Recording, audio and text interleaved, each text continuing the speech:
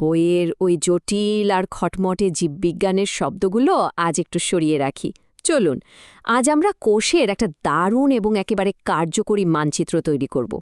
একটি কোষকে শুধু কিছু অঙ্গাণুর মুখস্থ তালিকা হিসেবে না দেখে একটা অত্যন্ত সুশৃঙ্খল আর কর্মব্যস্ত কারখানার মতো করে ভেবে দেখুন তো।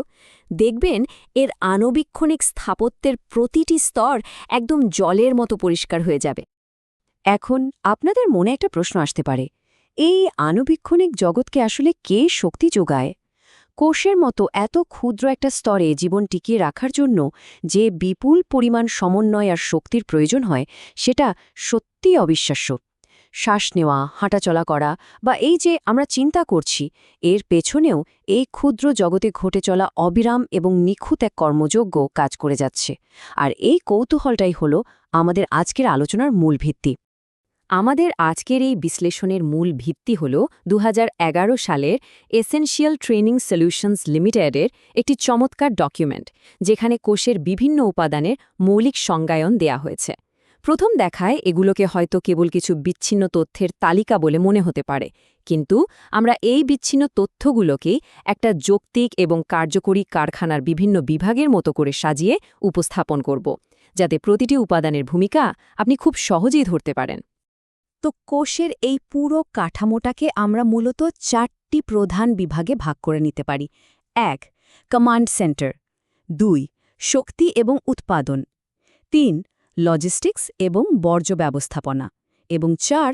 গঠন এবং কোষ বিভাজন। চলুন শুরু করা যাক আমাদের প্রথম বিভাগ দিয়ে, কমান্ড সেন্টার, তথ্য এবং নিয়ন্ত্রণ। কোষের সবচেয়ে কৌতূহলোদ্দীপক জায়গাটি হল এর নিউক্লিয়াস। আক্ষরিক অর্থেই এর মানে হল কেন্দ্রীয় অংশ। এটি একটি ডিম্বাকৃতির অঙ্গাণু, যা পুরো কোষের কার্যাবলী একেবারে বসের মতো নিয়ন্ত্রণ করে। এর ভেতরেই সযত্নে রাখা থাকে আমাদের বংশগতির মূল উপাদান, ডিএনএ সমৃদ্ধ ক্রোমোজোম। এই কমান্ড সেন্টারের নিরাপত্তাও কিন্তু দারুণ মজবুত। এর চারপাশে একটি ডাবল মেমব্রেন বা দ্বিস্তর বিশিষ্ট পর্দা থাকে, আর ভেতরে তরল পদার্থটিকে বলে নিউক্লিওপ্লাজম। মজার ব্যাপার হলো, এই পর্দাটি কিন্তু পুরোপুরি সিল করা নয়। এতে পানি ভর্তি ছোট ছোট ছিদ্র থাকে, যার ভেতর দিয়ে খুব সাবধানে শুধুমাত্র নির্দিষ্ট আয়ন আর পানিতে দ্রবণীয় অণুগুলো ভেতরে বাইরে চলাচল করতে পারে। কিন্তু নিউক্লিয়াসের ভেতরেও একটা সিক্রেট প্রজেক্ট রুম আছে, জানেন? একদিকে আছে আমাদের মূল নিউক্লিয়াস, যা ডিএনএ ধারণ করে আর কোষের সার্বিক কাজের বৃহত্তর নির্দেশনা দেয়। অন্যদিকে রয়েছে নিউক্লিওলাস, যা নিউক্লিয়াসেরই ভেতরের একটা অংশ। এর কাজ খুবই সুনির্দিষ্ট। এটি কেবল আরএনএ তৈরি এবং সঞ্চয় করার কাজ করে। অর্থাৎ নিউক্লিয়াস যদি হয় পুরো কারখানার প্রধান পরিচালক, তবে নিউক্লিওলাস হল সেই পরিচালকের নিজস্ব প্রোডাকশন রুম, যেখানে নির্দিষ্ট তথ্য সংরক্ষণের কাজ চলে। কমান্ড সেন্টারের কথা তো হল, এবার আসি দ্বিতীয় ভাগে, শক্তি এবং উৎপাদন। মাইটোকন্ড্রিয়া নামটা চেনা চেনা লাগছে, তাই না? এই অঙ্গাণুটিকে অনেকেই কোষের পাওয়ার হাউস বা শক্তির আধার হিসেবে চিনে থাকবেন। এটি বেশ বড় আকৃতির এবং ডাবল মেমব্রেনযুক্ত একটি অঙ্গাণু। কোষের কারখানায় এটি একেবারে মেন জেনারেটরের কাজ করে। এটি এটিপি বা অ্যাডেনোসিন ট্রাইফসফেট নামক একটি অণু তৈরি করে। কোষের প্রয়োজনীয় শক্তির সিংহভাগই আসে এই পাওয়ার হাউস থেকে। এই এটিপি অণুগুলোই মূলত কোষের ভেতরে শক্তি ধরে রাখে এবং প্রয়োজন অনুযায়ী তা সাপ্লাই দেয়। আচ্ছা, শক্তি তো পাওয়া গেল, এবার তাহলে উৎপাদন শুরু করা যাক। এই ম্যানুফ্যাকচারিংয়ের কাজটি করে রাইবোজোম। এদেরকে আপনি কোষের ক্ষুদ্রাতি ক্ষুদ্র প্রোডাকশন মেশিন বলতে পারেন।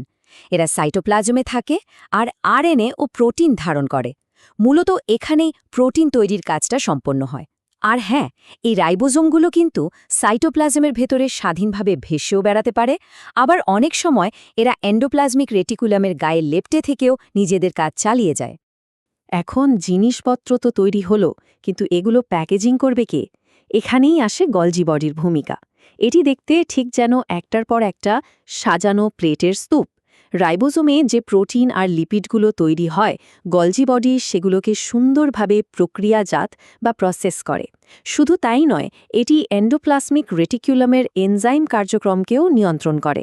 সহজ কথায়, এটি আমাদের কারখানার প্যাকেজিং এবং কোয়ালিটি কন্ট্রোল বিভাগ। প্যাকেজিং শেষ, এবার আমাদের ৩ নম্বর ধাপ লজিস্টিক্স এবং বর্জ্য ব্যবস্থাপনা। উৎপাদিত এই পণ্যগুলো সামলানোর জন্য কোষের ভেতরে দুটো দারুণ কার্গো হোল্ডার আছে। প্রথমে আছে ভ্যাকিওল। এগুলো হল মেমব্রেনযুক্ত অঙ্গাণু যা কোষের ভেতরে অস্থায়ী সঞ্চয় বা পরিবহনের কাজ করে, অনেকটা ইন্টারনাল স্টোরেজ রুমের মতো। অন্যদিকে রয়েছে ভেসিকল। এগুলো তুলনামূলক ছোট থলি যা কোষ পর্দার ঠিক কাছে অবস্থান করে। এদের কাজ হল কোষের ভেতরে তৈরি হওয়া বিভিন্ন পদার্থ বাইরের পরিবেশে নিঃসরণ করা। যে কোনো কারখানাতেই তো বর্জ্য তৈরি হয়, তাই না? কোষের এই বর্জ্য সামলায় লাইসোজোম। এটি মাত্র একটি পর্দা দিয়ে ঘেরা অঙ্গাণু যার ভেতরে থাকে অত্যন্ত শক্তিশালী ডাইজেস্টিভ এনজাইম। কোষের বিপাকীয় প্রক্রিয়ায় উৎপন্ন হওয়া অপ্রয়োজনীয় পদার্থ, বাইরে থেকে আসা ক্ষতিকারক বস্তু বা কোষের পুরনো অকেজো অংশগুলোকে ভেঙে ফেলাই এর কাজ। বলতে গেলে লাইসোজোম হল কোষের এক দারুণ এবং স্বয়ংক্রিয় ক্লিনিং সিস্টেম। সবশেষে আসি আমাদের ৪ নম্বর এবং শেষ ভাগে, গঠন এবং কোষ বিভাজন। কোষের বাইরের দিকের একটা চমৎকার উদ্ভাবন হল মাইক্রোভেলি। এগুলো হল কোষ পর্দার বাইরের দিকে থাকা আঙুলের মতো ছোট ছোট প্রজেকশন। এদের ডিজাইনটা খুবই বুদ্ধিদীপ্ত। আঙুলের মতো এই গঠনের কারণে কোষের সারফেস এরিয়া বা পৃষ্ঠতলের ক্ষেত্রফল অনেক গুণ বেড়ে যায়, আর সারফেস এরিয়া যত বেশি, কোষ তত বেশি পরিমাণে প্রয়োজনীয় উপাদান শোষণ করতে পারে। সিম্পল, কিন্তু কি দারুণ কার্যকরী, তাই না? এবার দেখা যাক কোষ কিভাবে নিজেকে বিভাজিত করে। এখানে মূল নায়ক হল সেন্ট্রোজোম এবং সেন্ট্রিওল। সেন্ট্রোজোম হল নিউক্লিয়াসের ঠিক কাছে থাকা সাইটোপ্লাজমের একটু ঘন একটা এলাকা। এর ভেতরে এক জোড়া নলাকার গঠন থাকে যাদের বলে সেন্ট্রিওল। এই সেন্ট্রিওলগুলো আবার প্রোটিন দিয়ে তৈরি মাইক্রোটিউবিউলের ক্লাস্টার ধারণ করে। এরা শুধু যে কোষকে কাঠামোগত সাপোর্ট দেয় তাই নয়, বরং কোষ যখন বিভাজিত হয় তখন এই মাইক্রোটিউবিউলগুলোই পুরো প্রক্রিয়াটাকে অত্যন্ত নিখুঁতভাবে পরিচালনা করে। তাহলে একবার ভেবে দেখুন তো, এতক্ষণ আমরা যা যা জানলাম তা তো কেবল একটা মাত্র আণুবীক্ষণিক কোষের ভেতরের গল্প। একটা মাত্র কোষ বেঁচে থাকতে যদি command centre, power house, production আর লজিস্টিক্সের এত নিখুঁত সমন্বয় প্রয়োজন হয়, তবে আমাদের মানবদেহে যে বিলিয়ন বিলিয়ন কোষ প্রতি মুহূর্তে একসাথে কাজ করে চলেছে তার বিশালত্ব আর জটিলতা ঠিক কতটা? বিষয়টা কি আক্ষরিক অর্থে আমাদের কল্পনারও অতীত নয়? কোষের এই অসাধারণ জগতের আলোচনা আজ এখানেই শেষ করছি, তবে এই প্রশ্নটা আপনাদের ভাবনার জন্যই রেখে গেলাম।